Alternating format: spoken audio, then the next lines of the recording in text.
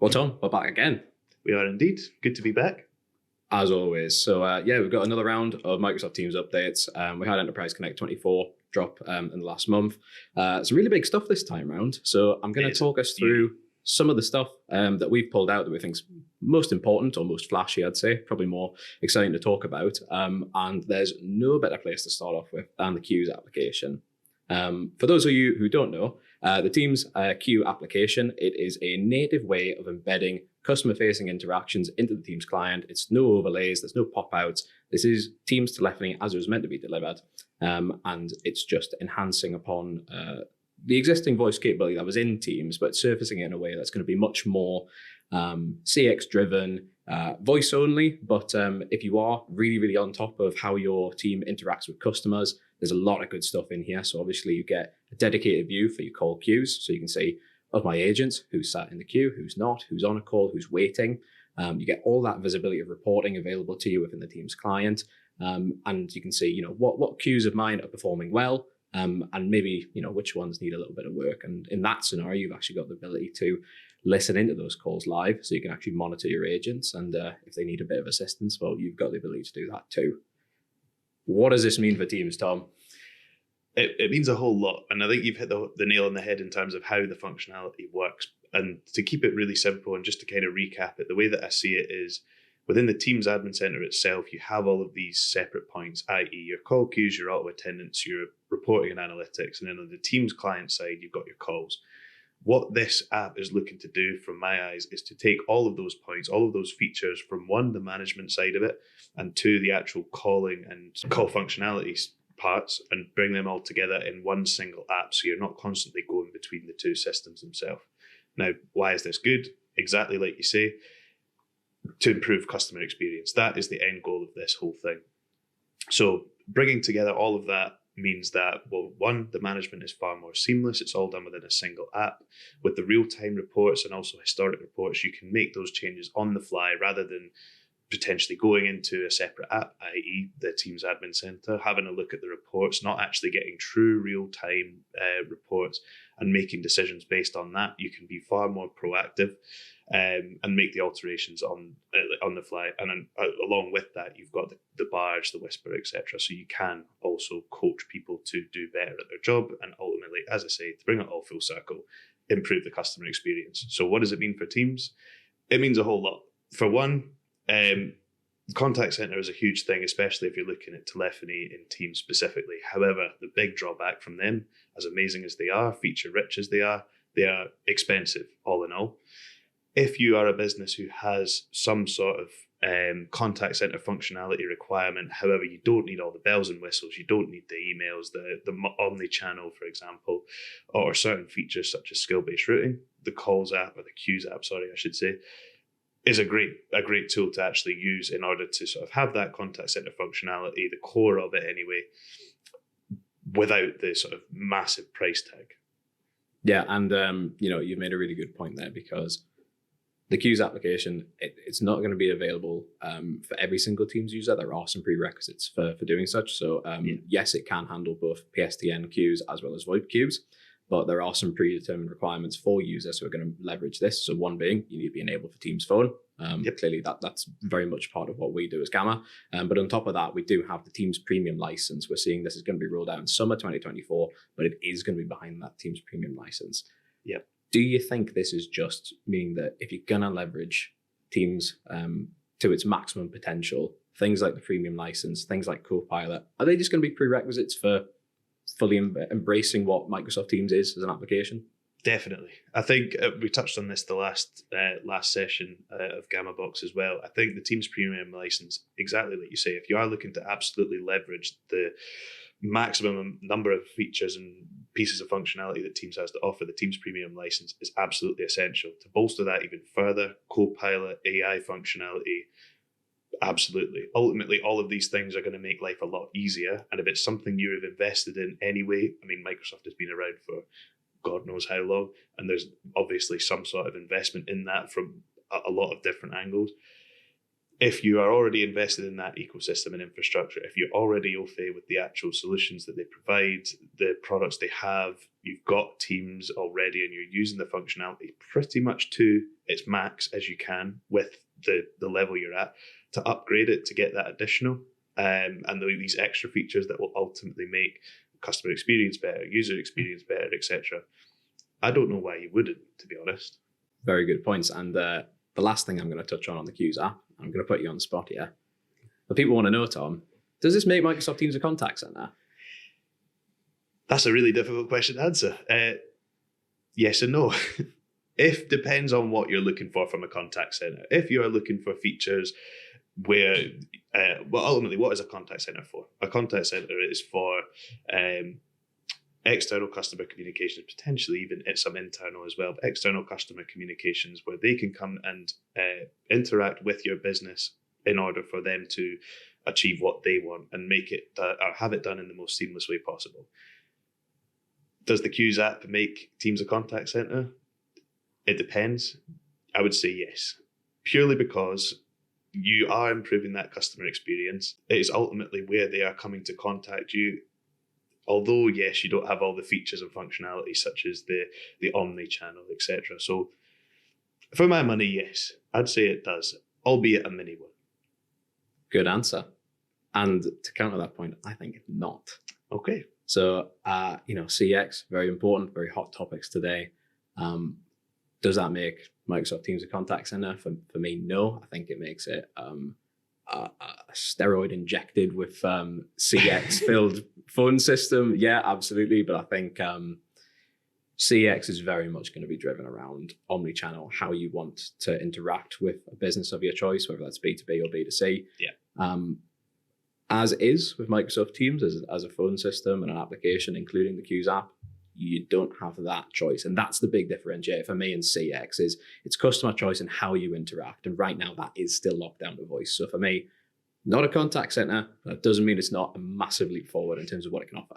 Yeah, absolutely. And that's why I said it was a difficult one to answer. I am technically still on the fence, but you're allowed to disagree. I went to the yes side just to have a valid argument for it. But no, yeah, I do agree with every point you're saying. If you want the absolute max customer experience, and you need a full-blown contact center with all the bells and whistles. However, if you are just looking to have a contact center light, mini contact center, the Qs app is certainly a good start, even in the interim before you go whole hog into a full-blown contact center and make that investment. Good stuff.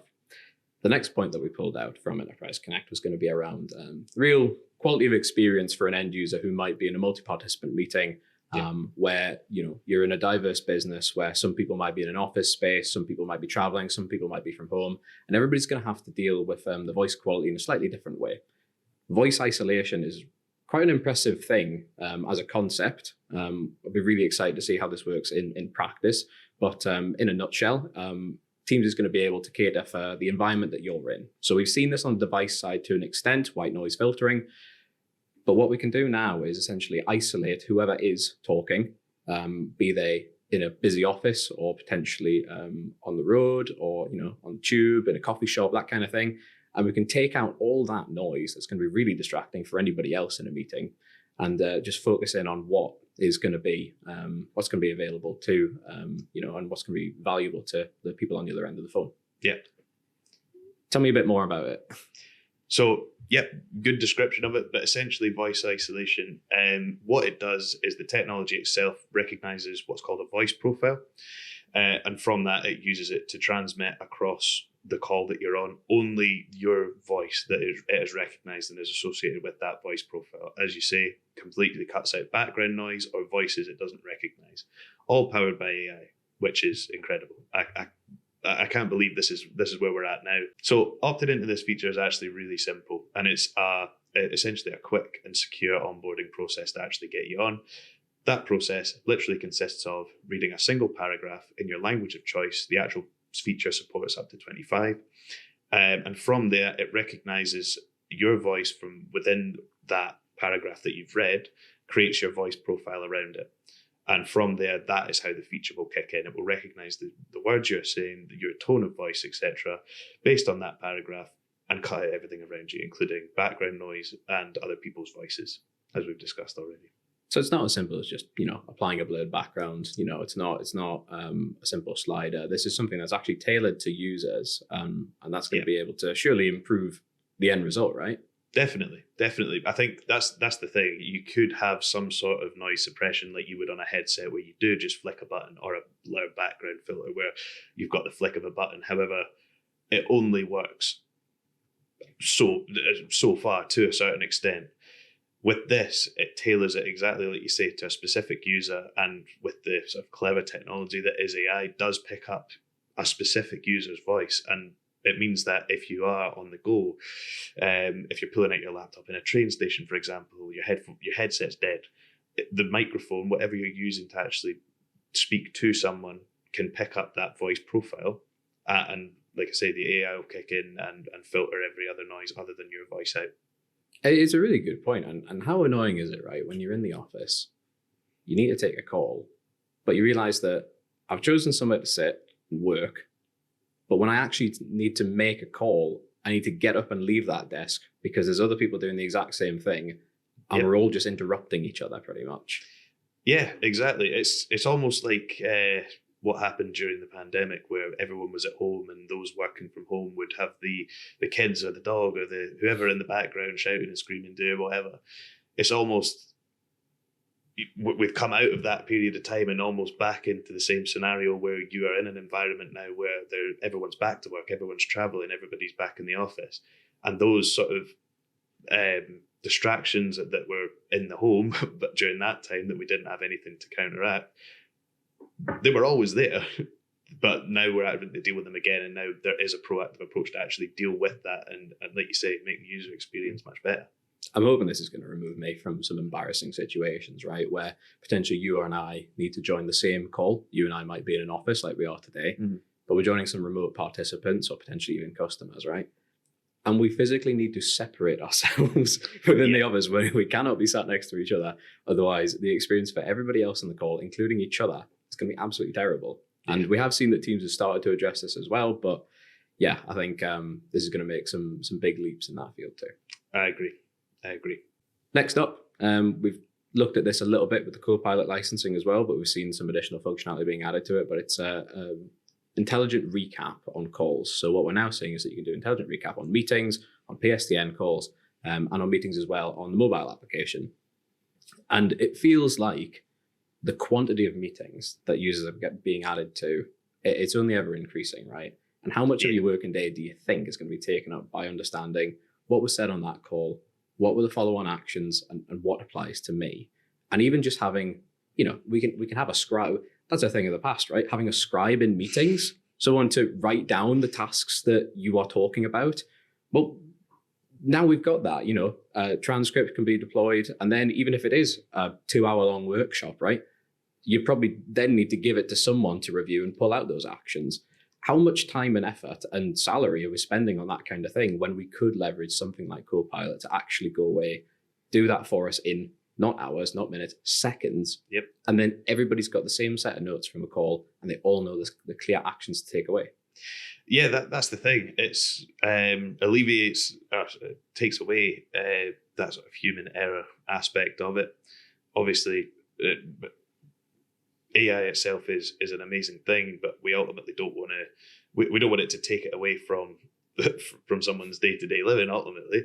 But with utilizing something like it for something like this, where it can be done in seconds, when we're all on calls, what feels like 24/7, we're from 9 to 5, back to back to back to back to back.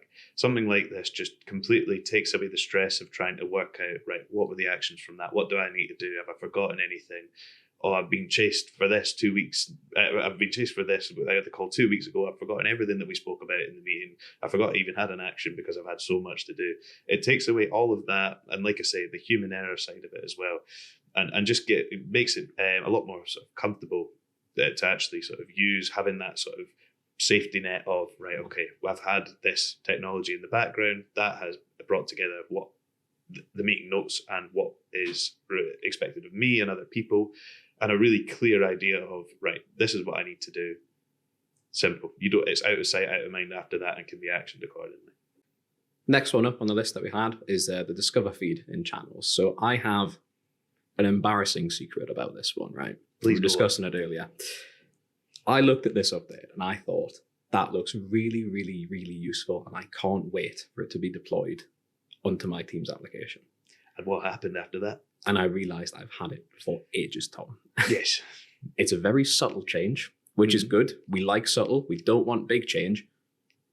But sometimes it can be so subtle that you might not notice it. So I didn't notice this one. And what the Discover feed in channels is that rather than having to scroll through all of your teams and all of your channels to pick up updates that people are putting in, whether you're tagged or whether you're not, this is making things so much more simple. It effectively turns it into a bit like what you'd see on social media, right? Yeah, it's like a news feed. It's a news feed for everything that's happening in all the channels that you're in a sequential order. So if you need to see from Monday what has happened, what has happened in my business across these channels, what updates have been posted, who's doing what, have we had any great successes that we want to share, are there any important updates that I might be missing because I'm very busy or I've been out of the office, you can catch that up in a really succinct way. And that's a big game changer for me, the ability to digest this information in a quicker and more effective way. I think that's really powerful to end users. Yep, definitely. And it's like you say, it's turning it into a news feed that's easy to digest. I mean, I don't know about you, but obviously the adoption of Teams happened a number of years ago now. And because of that, that left-hand sidebar is just chock full of different teams that we're part of. It maybe needs a bit of admin our side to go through and remove stuff that we don't need. But ultimately, there's a lot of teams in there that do get added to quite frequently. So having that sort of ease of use and sort of quality of life change where it is just, this is everything that's happened between X and Y, that's perfect. It means that you're not missing anything. Obviously, it's far easier to read and you're not having to trawl through all of the actual teams themselves to find it. It saves just a lot of time and a lot of hassle. Doesn't it?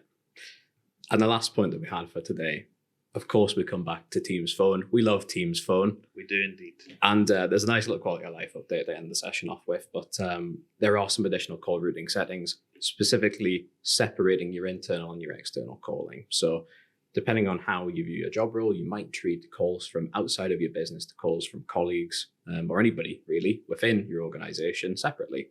You can now set different preferences for forwarding calls that come from the PSTN. So if you're in a customer first role, make sure that you get those calls. You could forward to a mobile, you could forward to a team member if you're out of office and look after them as a priority. But maybe, in certain scenarios, those calls from within the business, maybe they can wait depending on what you're doing on that day. And now we've got that flexibility. Yeah, absolutely. So I'm very guilty of this, where any sort of call coming in, internal or external, whether I'm waiting for a call or not, I will always answer whatever comes in. And if that then means that said call that I'm waiting on does come in the meantime, I find it so difficult to actually cut the call that I'm on short and say, all right, I'm really sorry, I've got to go, whatever it may be. Having this where you can, if you, for example, are on the move, like we often are, to be able to say, right, look, anything internal, forward it to voicemail just now. I can deal with it on IM while I'm out and about. And anything external, especially if I'm waiting for something, can be put directly through to, say, a mobile. If the worst came to the worst, and for some reason I was on a train and there was no signal, internet connection, that may be, not phone signal. It just gives you that, for me anyway, it gives you that kind of prioritize the sort of key tasks that you've got and not discount the people internally, but at least put them to the side just now while you're waiting on the more important tasks coming in. Yeah, we like our colleagues. We'll get back to them. We're not abandoning anybody. It's just if it's a customer-focused role, let's put the customers first. Correct. Well, that's everything that we had to talk about, and what a month that was. Really enjoyable to see such good functionality coming out, and definitely looking forward to getting our hands on it, right? I mean, I like to test this kind of stuff, and for sure. Yeah, lots of exciting stuff, and we'll see what comes out next month. Yeah. Like I say, that was everything we had for this month. Thank you very much for joining us. We will be back, so please keep tuned in, and we'll see you soon.